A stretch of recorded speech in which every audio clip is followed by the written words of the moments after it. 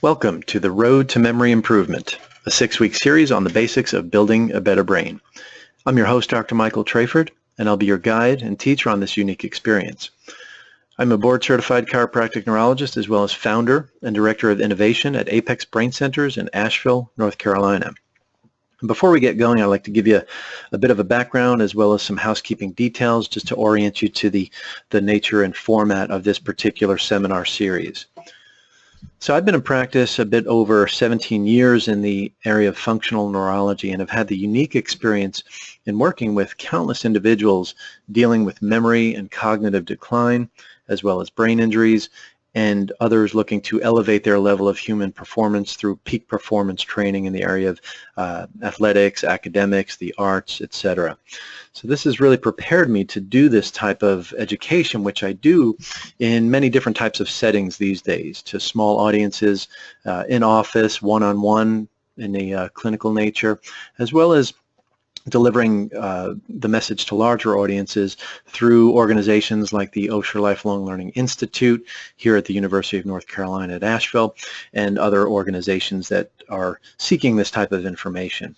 So it's really exciting because this is what I've been called to do and really what I have put the majority of my life's efforts into for the past 15 plus years, and that's studying the brain and how to improve brain function, and really what's most important to these people these days, and that's helping to insulate against brain decline. Our brains are always in a state of decline, but we can do things to help promote better brain function, and that's really important this day and age because so many are concerned with a declining brain because we are living longer, but generally quality of life does not extend into the later years for most people. As they've seen with their parents and their grandparents, that quality of life tends to erode over time, and most people don't want the same for themselves these days. And even more, they're understanding it's the daily actions and steps that you can take that will make a big difference in terms of helping to prevent or halt or slow down this decline, and in some cases turn things around so that the brain can actually work better in later life than it did in younger life. So just a bit of the housekeeping details. The format of this webinar series will be a 6-part series. There will be 2 question and answer sessions in the middle and at the end. Those will be live sessions and then taped for your viewing after the fact. But the format for each session in the 6-part series will be 2 parts. So we will have one topic broken down into 2 parts, and the 2 parts are the first one being educational and the second one being more application-based. So if you're more interested in the nuts and bolts behind why certain things are important or the academic aspects of things, you would pay more attention to the educational portion. And then if you're looking simply for the tips and interventions that you can put into your daily life that will help you along your way, then the second portion would be more applicable for you because, again, that is more application-based. Now, I think both are equally as important, and I think you have to know how things work in order for them to work more effectively. So I place no stronger emphasis on one versus the other. We just break them down for ease of use and finding where you want to be, especially if you're going back to try to figure out an exercise or something like that. We give you to help your brain out. And that said, that is my promise to you. You will learn something new each session, and you'll have great takeaways that will really help you to improve your quality of life, so your brain health, your body health, and then your overall quality of life. And that's really what it's all about. So moving forward into the understanding of the road to memory improvement. This is a road, in fact. It's not there's no quick fix, there's no silver bullet, there's no one thing that's going to get us there. You know, folks ask me all the time if playing a brain game or doing crossword puzzles or eating right is going to help make their brain better, and I say yes, but the combination of many different things is really what makes it more impactful, more powerful. Quick example, your brain simply can't learn well if you're not handling blood sugar appropriately. So we will talk about learning and brain games, but we'll also talk about blood sugar and exercise and all of these different things that factor into how well your brain works. So it is a road, it is a process, and this is a beginner course here. This is the basics. So we'll be talking about topics like today, neuroplasticity, as well as other basic topics like blood sugar in your brain, how exercise impacts brain function, things like that. We really need to understand these basic topics if we are to make any significant dent or progression in the ability of our brains to function better and serve us well later into life. So we talked about the two parts. We will also have videos, short videos demonstrating some of the activities and exercises we recommend. We'll put in infographics and handouts, and these will all be in the member section of the website you use to create your account to get access to this webinar series. So that will be there for you. So please check back often, and we will be posting those from time to time after the webinars air. So that said, we're going to go ahead and get right into it. There is just a small disclaimer in that the information contained in this workshop is for educational purposes only and not designed to diagnose, treat, cure, or prevent any disease. And I say this, yes, it is an official disclaimer, but the reason I add this in is because we are not having the one-on-one contact with individuals that we typically do in a clinical setting. So everybody we're talking to through this webinar is learning great things and applying them into their life, but everybody has a different level of function that they're at and what they're capable of doing.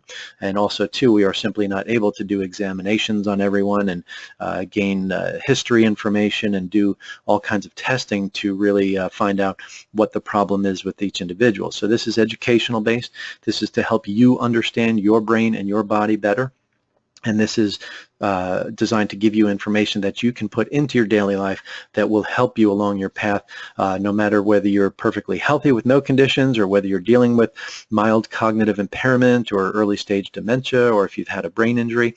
So this is really helpful to any particular group, and I'm going to keep it at a level that folks can understand even if they are having mild cognitive impairment or if they've had a brain injury.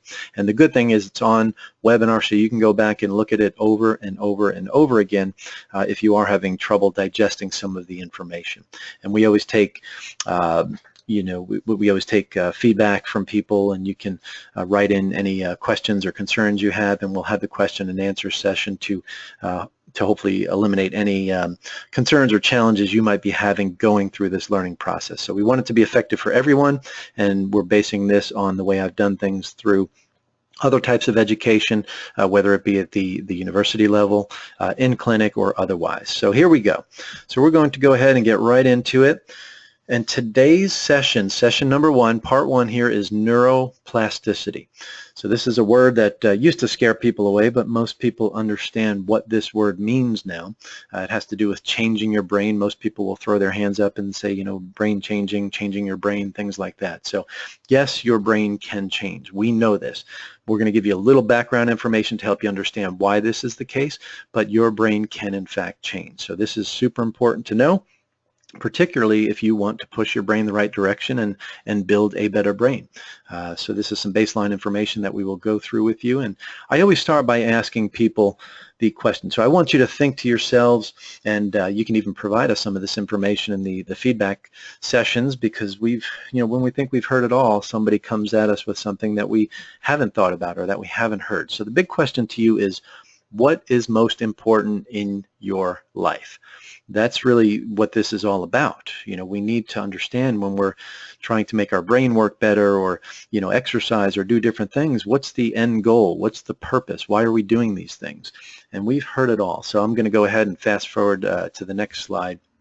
So we hear things like family's most important, health is most important, happiness, education, spirituality and religion, as well as service. People talk about service being incredibly important to them. I'm very service oriented. I'm involved in a lot of organizations that help to do good locally and internationally and otherwise, and that's very important to me.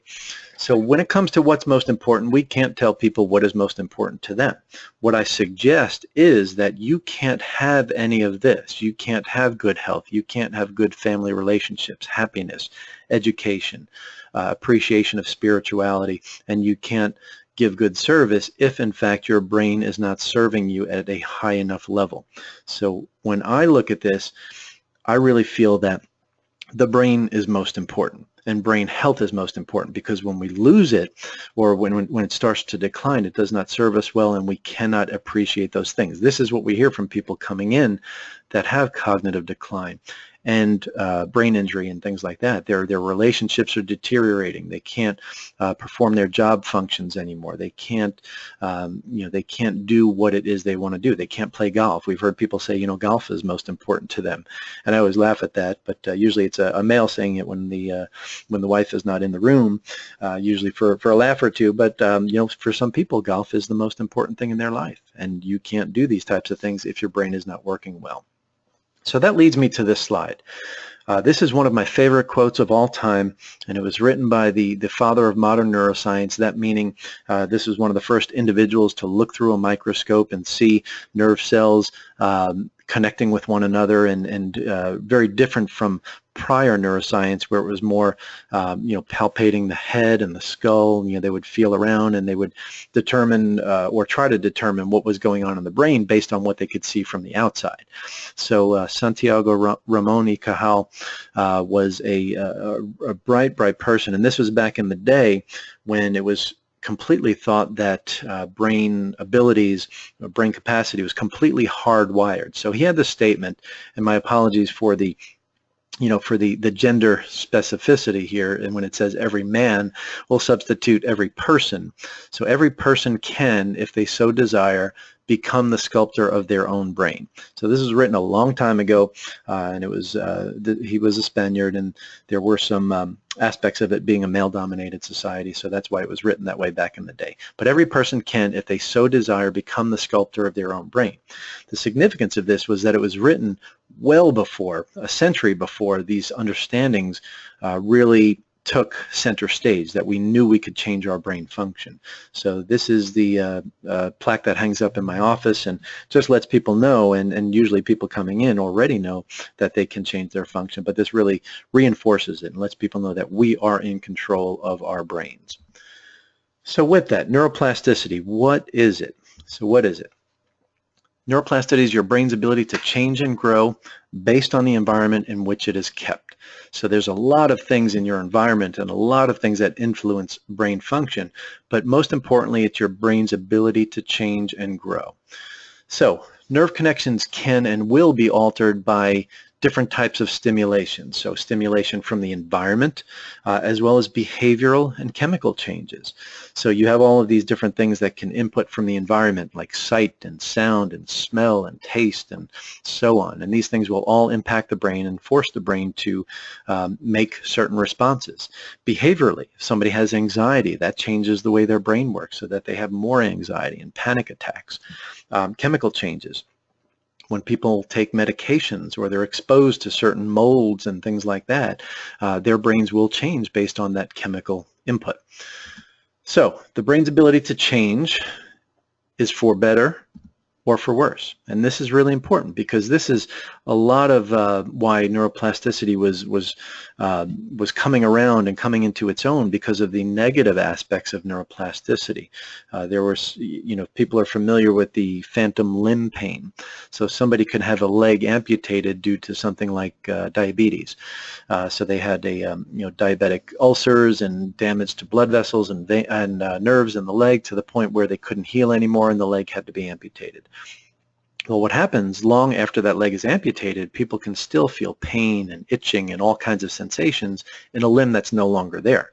So that's a perfect example of the negative aspects of neuroplasticity. On the positive side, we know if we want to learn how to play guitar later in life, or do new things that we haven't done before, that's the positive aspect of plasticity. So that is the basis for everything we'll be talking about, is the brain's ability to change. Super, super important, and that's why we're spending some time on this here. So some fun facts on neuroplasticity in the brain. It has been known for over a century that peripheral nerves can regenerate. So that's nerves in the arms and the legs, peripheral nerves. So they used to look at frogs, and they would take a nerve and they would cut it in half and they would put it back together and watch these nerves kind of grow back together. And that was, the examples of that happened well over 100 years ago. So really only the past 3 decades has neuroplasticity been accepted. Really just the past 30 years has this concept or this fact of the brain being able to change and grow been widely accepted. And even to this day, there are certain professions and vocations and individuals that still don't believe this wholeheartedly, but it is rooted in the literature, and we understand, even if just by observation, that we can change brain function. So until that time, the brain was thought to be hardwired. You got what you were born with, and that's all you get. So more recently, this is important too, this is just since 1998, so you think about it, that's not a long time ago, but this day and age, neurology changes so rapidly. But in 1998, they established the fact that we can grow new nerve cells in our brain. That is exceptional, and it typically happens in the areas of the brain that have to do with learning, like the hippocampus. If people have heard of that, most people this day and age have heard of the hippocampus. It has to do with learning and emotional regulation and some other things, but that's where new nerve cells grow. The thing is, if we don't use them, we lose them. So that's why everything we're talking about in this seminar series will help us to use these new nerve cells and help existing nerve cells to wire themselves more effectively for a better brain. So yes, your brain can change. We know this to be fact. There's nothing, there's nothing about it that we don't. I'm not going to say that we don't understand, but about the concept of neuroplasticity, we know that the brain can change. So this is an interesting picture right here. This is called the homunculus. Now, what is that? That's basically just your brain's perception of your body. And it's very different than we would expect, because we see our body and we look at our body parts relative to one another, and we think maybe that's how the brain would perceive us. But if you look at the picture on the left, that is how our brain perceives us. It's called the sensory homunculus. And on the right, that's how our body controls us. That's the motor homunculus. So if you look at it, there are certain things here, and I'm going to go ahead and just get a marker and draw here a little bit. But if you look at the size of the hand relative to, say, the low back, right? So your low back is bigger than your hand, but as far as your brain is concerned, your low back is a very small representation compared to your hand. So this is really important, because we understand if we use certain things more than others, for example, say a ballerina or somebody who tap dances will have a much larger representation of their foot. It may take up this whole area as opposed to just where this foot is. Whereas if somebody had a hand, an injury to a hand, or even had an amputation of that hand, this area right here would start to go away, and now the head would grow closer to the arm. So it's based on use. The more something is used, the bigger it gets in the brain. The less something is used, the more it starts to disappear. And this is really important, and this is where a lot of this understanding of neuroplasticity came from, because they would do experiments where they would remove, unfortunately with animal studies, this is what happens, but they found when they removed the finger of a monkey that these parts of the brain right in here would grow together. So that was the first proof and indication that we can make change. So we know that now if somebody plays guitar, their hand representation is much bigger, and other things like that. So this is really important, because this can be good, but it can also lead to trouble if people have too less or too great a representation. So I just like this picture, and I know a lot of people get a kick out of it just to see how the brain senses the body and how the brain moves the body. So that said, we're going to go ahead and move forward here.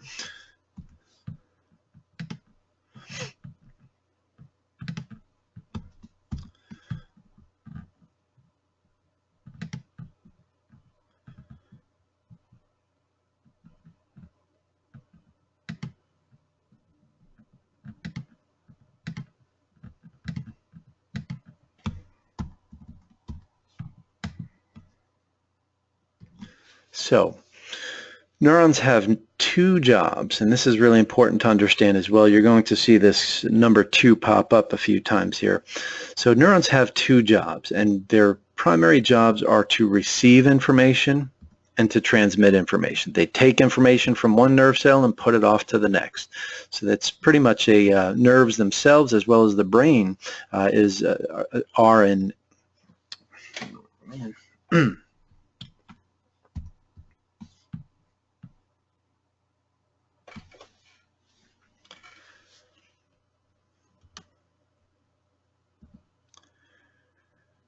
So neurons or nerve cells have two distinct jobs. And what are those jobs?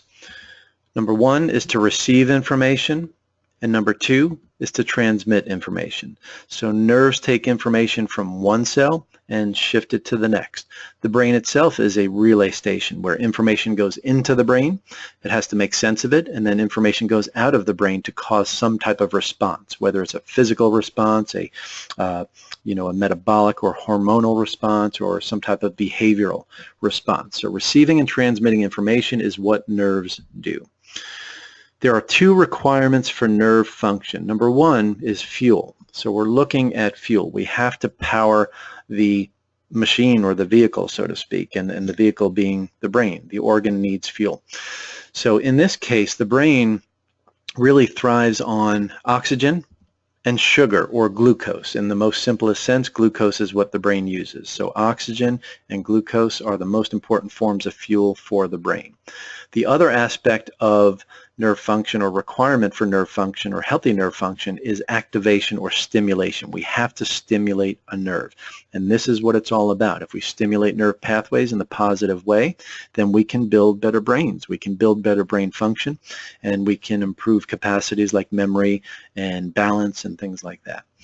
So different types of stimulation. We have muscle and joint stimulation, we have vision, we have hearing. There's temperature, pressure, and pain, different types of sensations transmitted to the brain through our peripheral nerves. Smell and taste. Interoception. This is an interesting one. Interoception is information coming from within our body. So our organs and glands and all send information to the brain so that we can circulate hormones appropriately. And that's what really helps keep everything in homeostasis. So the brain needs information from everything, both outside and inside. Chemical stimulation, we talked about that briefly. Cognitive and behavioral stimulation. So our behavior stimulates the brain. The way we think stimulates our brain. We know people that think negative thoughts all the time tend to be more pessimistic, and people that think more positive thoughts tend to be more optimistic. So that shows you how you're thinking. By stimulating your brain in a certain way will cause a certain response or a certain type of personality or behavioral trait. So number 1 and number 2 are really big. Muscle and joint activation and vision are really, really important, because those are 2 big avenues that we have a lot of control over, that we can change or manipulate in certain ways to improve functions. And we'll talk about those aspects as we go through. So we're just trying to get through the understanding of neuroplasticity and lay down some baseline information, but the big takeaway here is 2 requirements for proper nerve function are adequate fuel and appropriate stimulation. So 2 components of neuroplasticity now. What causes neuroplasticity to occur, or what causes nerve cells to meet up with one another and create stronger pathways? So we change our brain by the frequency of stimulation, so how often something is done. I tell people all the time, you didn't get good at tying your shoes by doing it once a week. You did it 4 or 5 times a day, and hopefully a week or 2 later you knew how to tie your shoes. So very frequent will lead to quicker responses or changes. Number 2 is the intensity of stimulation. So how quick or how powerful, I should say, is the stimulation? Does it leave a lasting impact? When things involve danger, they often happen very quickly. If you have a motor vehicle accident because of a mistake you made, or if you are robbed and want to avoid that situation in the future, those things only need to happen one time and your brain has learned them. So that's a very intense situation that is learned very quickly by the brain. Most learning occurs based on frequency of stimulation, and a perfect example of that is learning how to play a guitar. You can't learn how to play a guitar in one day based on one experience. It has to happen over and over and over again. So most will happen through the first tier, which is frequency of stimulation. Other factors that impact neuroplasticity. Timing, when things happen. Are you doing something when you're very tired? If you do, it's not going to have a lasting or strong impact on your brain. The consistency of the stimulation. My apologies for the typo here, but it should be consistency of stimulation. So that's how basically how often something is done. Is it done one day and then a week later and then maybe 2 days later? The consistency is key in terms of the brain's ability to learn and hold on to that information. The specificity of stimulation. If somebody has a problem in the part of their brain that has to do with vision and they're doing more sound or auditory based activities, it's not going to help the vision. So we need to give stimulation specific to the part of the brain that needs it most. Stress. Stress impacts plasticity significantly. A brain that is stressed cannot learn very well and cannot build connections very well. Diet plays into it. The foods we eat. We're going to talk a lot about this, how blood sugar impacts your brain, so diet impacts it as well. Sleep. Sleep is one of the biggest factors this day and age, and people are not getting adequate and appropriate sleep. Exercise and movement. The way we move our bodies has everything to do with how well we learn, and we're going to learn about this as we go through. Medications. Medications impact plasticity significantly. Some actually speed it up, but most will have a dampening or negative effect on neuroplasticity. The environment. Social habits. Are people drinking and smoking? Are they exposed to toxins in their environment? Things like that. These will impact how well the brain learns and builds new pathways. So that brings us to the end of Session 1, Part 1. Please stay tuned for Session 1, Part 2 coming up in just a moment.